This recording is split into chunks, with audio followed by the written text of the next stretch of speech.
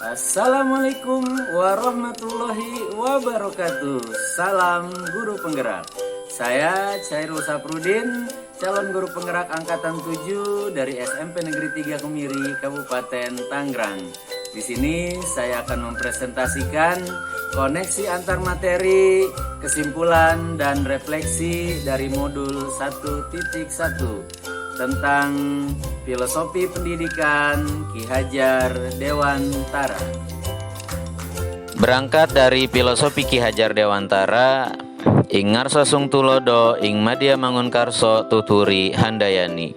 Dari filosofi tersebut dapat kita ambil makna yang pertama, para guru di depan harus menjadi contoh dan teladan yang baik bagi para murid-muridnya. Segala sikap, perilaku, perkataan dan perbuatan haruslah mencerminkan sebuah kebaikan agar para murid bisa mengambil contoh-contohnya dari para guru-gurunya.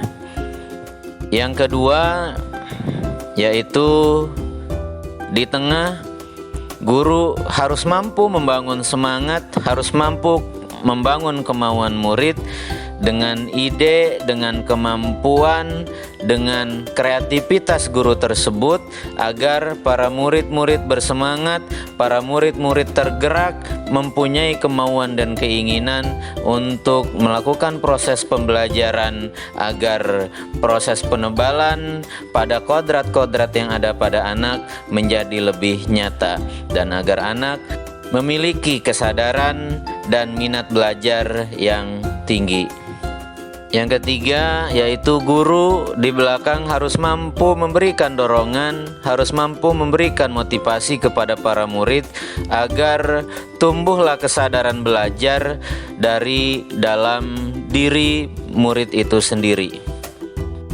Yang saya percaya tentang murid dan pembelajaran di kelas sebelum saya mempelajari modul 1.1 ini, yang pertama yaitu guru masih sebagai pusat pembelajaran sehingga menjadi sentral dan sangat dominan di kelas. Segala proses pembelajaran semua tergantung dari bagaimana guru tersebut.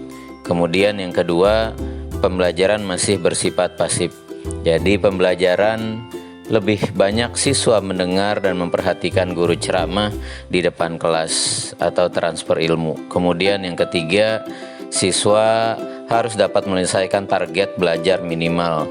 Jadi siswa harus mempunyai target yang harus dikejar sampai standar minimalnya terpenuhi. Kemudian yang keempat, siswa merasa takut dan terbebani serta tidak berani mengungkapkan segala pertanyaan karena dia bingung, dia nggak paham, merasa tertekan dan lainnya. Kemudian yang kelima, kebutuhan belajar siswa masih dipukul rata, masih disamaratakan, padahal setiap siswa itu mempunyai kebutuhan belajar yang berbeda.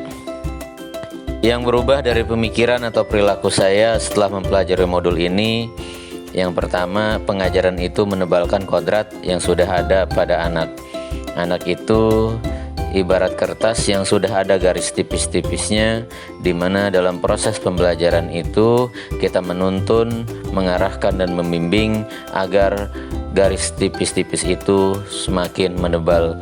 Itulah yang dimaksud dengan menebalkan kodrat yang ada pada anak. Kemudian yang kedua, kita sebagai guru yaitu menjadi pamong yang menuntun, mengarahkan tumbuh dan berkembangnya kodrat, potensi, kemampuan, minat, bakat yang ada pada anak. Kemudian yang ketiga, kita sebagai guru memberikan kebebasan kepada anak dalam mengeksplorasi segala kemampuannya, segala kodratnya, segala bakatnya yang ada dalam dirinya agar mampu tumbuh dan berkembang dengan baik. Kemudian yang keempat, mengintegrasikan nilai-nilai budaya, nilai-nilai sosial, nilai-nilai karakteristik yang ada di masyarakat sekitar ke dalam pembelajaran. Inilah yang dinamakan kodrat alam dan kodrat zaman. Bagaimana kita mampu mendidik anak-anak kita dengan nilai-nilai budaya, nilai karakter yang ada di masyarakat, dan juga disesuaikan dengan perkembangan zamannya. Semakin dia mampu menyesuaikan dengan kodrat alamnya dan mampu menyesuaikan dengan kodrat zamannya, maka berkembanglah segala potensi-potensi yang ada dalam diri anak tersebut, yang dapat segera saya terapkan lebih baik agar kelas saya mencerminkan pemikiran Ki Hajar Dewantara.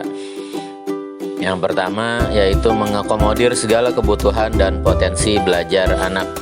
Artinya, semua anak memiliki hak untuk belajar tanpa memandang perbedaan dan hambatan yang mereka miliki. Kita sebagai guru harus mampu memahami keberagaman kondisi dan kemampuan yang dimiliki oleh anak, agar kita mampu bersikap adil, tidak diskriminatif, serta peka terhadap budaya yang ada dalam kehidupan anak.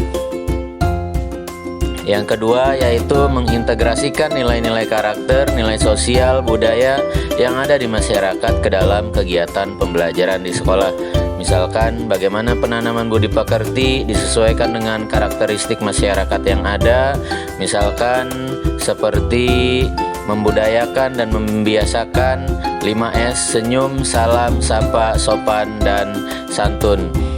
Kemudian membiasakan kepada anak-anak setiap mengawali kegiatan belajar mengajar selalu diawali dengan kegiatan doa pagi, dan hal itu terus dilakukan dan terus berkelanjutan dilakukan oleh anak. Demikianlah kesimpulan dan refleksi modul 1.1. Semoga apa yang saya sampaikan dapat bermanfaat untuk kita semua. Tetap jaya dan terus maju pendidikan Indonesia. Salam Guru Penggerak. Wassalamualaikum warahmatullahi wabarakatuh.